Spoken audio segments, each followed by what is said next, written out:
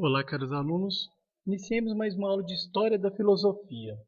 Nós já falamos em aulas anteriores aí sobre o Iluminismo.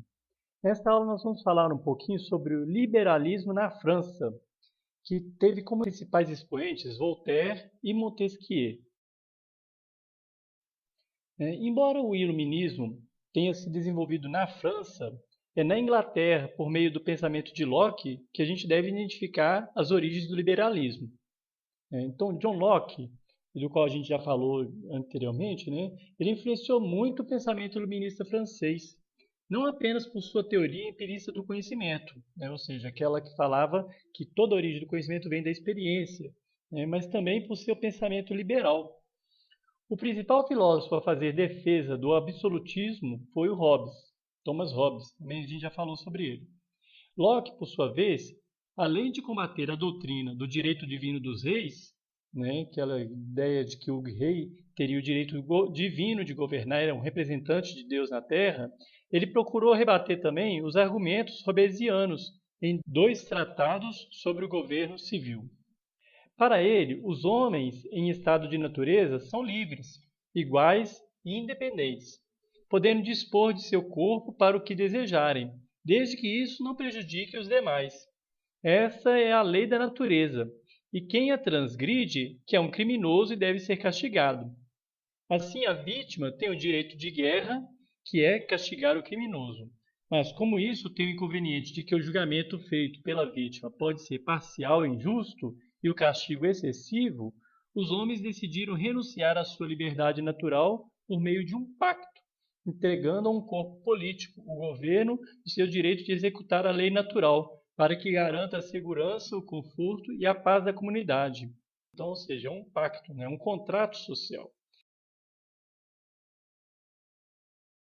Para cumprir esses objetivos, o corpo político deve ser dividido em poderes. Então, ele vai defender que deve ser dividido entre o legislativo, aquele que faz as leis, que seria o principal, e a ele subordinavam-se o executivo, que aplica as leis, e o federativo, que cuida das relações com outras comunidades. O que legitima o poder político, segundo Locke, é a adesão ao pacto feito pela maioria. Portanto, quando não há o consentimento da maioria, não há uma lei legítima, e sim uma lei arbitrária, uma arbitrariedade, que é o que ocorre, por exemplo, nos governos despóticos. Então a gente sabe que no despotismo acontecia isso, uma arbitrariedade. Outra concepção importante do liberalismo lockeano é a de que a propriedade privada é o resultado do trabalho, isto é, algo que resulta do trabalho de cada indivíduo sobre a natureza e que assim se incorpora a seu corpo. Por isso, qualquer atentado à propriedade privada é uma transgressão à lei natural e deve ser reprimido e castigado pelo corpo político. Locke também vai defender a tolerância religiosa na sua obra Carta acerca da Tolerância. Para ele, a intolerância resultava de uma confusão entre autoridade política e autoridade religiosa, ou entre comunidade e igreja. Então, além disso, as limitações do entendimento humano não permitiram decidir racionalmente sobre questões religiosas. Por isso, Locke vai dizer que a tolerância para os defensores de opiniões opostas acerca de temas religiosos está tão de acordo com o Evangelho e com a razão que parece monstruoso que os homens sejam cegos diante de uma luz tão clara. O nome mais destacado do liberalismo, no entanto, foi o francês Voltaire, que na verdade é um pseudônimo, O nome dele era François-Marie Arouet. E, na verdade, ele é muito conhecido exatamente pelo caráter sarcástico dos seus escritos, Ele era um agitador, panfletário, satirista feroz. Sabia que educar apenas não bastava para promover o progresso e a felicidade geral. Para ele, sem liberdade, um direito fundamental de todos os homens, não haveria o fim de prepotência dos poderosos e das injustiças sociais. Voltaire, inclusive, vai influenciar muito outros países, como o Brasil, por exemplo. Dizem que ele que disse essa frase. A gente não tem isso por escrito, né, uma fonte segura, mas dizem que ele dizia o seguinte: posso não concordar com nenhuma palavra que você diz, mas defenderei até a morte seu direito de dizê-la. Se ele não disse essa frase, pelo menos é algo que tem muito a ver com o pensamento dele, né? Ele foi um principal propagandista dos ideais libertários do iluminismo. Ele escreveu com humor e inteligência contra a religião, a metafísica, a superstição, os fanatismos e os preconceitos. Embora criticasse violentamente a Igreja, ele não era ateu, como grande parte dos filósofos iluministas. Ele dizia que a opinião de que há um Deus enfrenta dificuldades, mas a opinião contrária profere absurdos.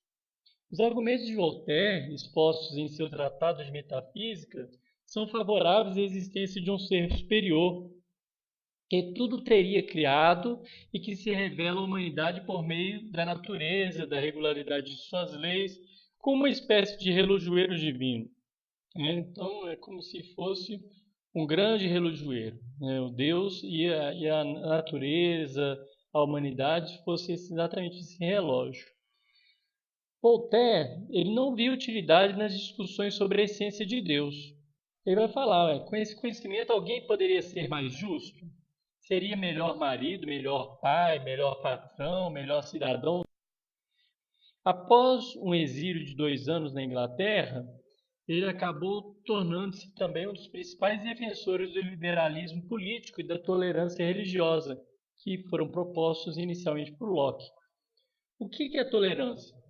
Ele vai questionar no dicionário filosófico dele. Na verdade, ele tem um livro que chama-se Dicionário Filosófico, que são vários, ele vai trazer alguns temas interessantes e vai abordar de forma livre e até bem humorística sobre vários conceitos, por exemplo, alma. Nesse caso aqui ele vai falar sobre a tolerância. Ele vai falar que é o apanágio da humanidade. Somos todos cheios de fraquezas e de erros. Perdoem-nos reciprocamente as nossas tolices. Tal é a primeira lei da natureza. A separação entre política e religião também é apregoada pelo francês Charles-Louis de Secondat. É o Barão de Montesquieu, que foi um dos principais teóricos do liberalismo político.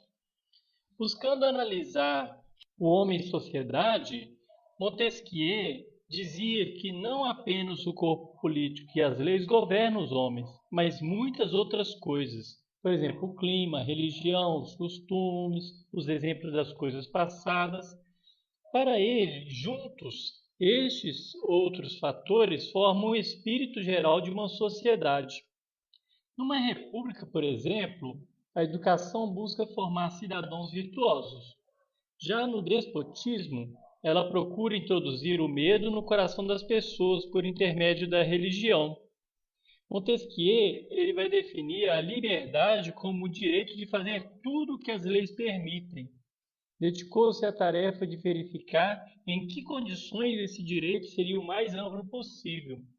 Ele propôs, então, a divisão clássica do Estado em legislativo, executivo e judiciário, que inclusive é a que a gente tem aqui no Brasil hoje.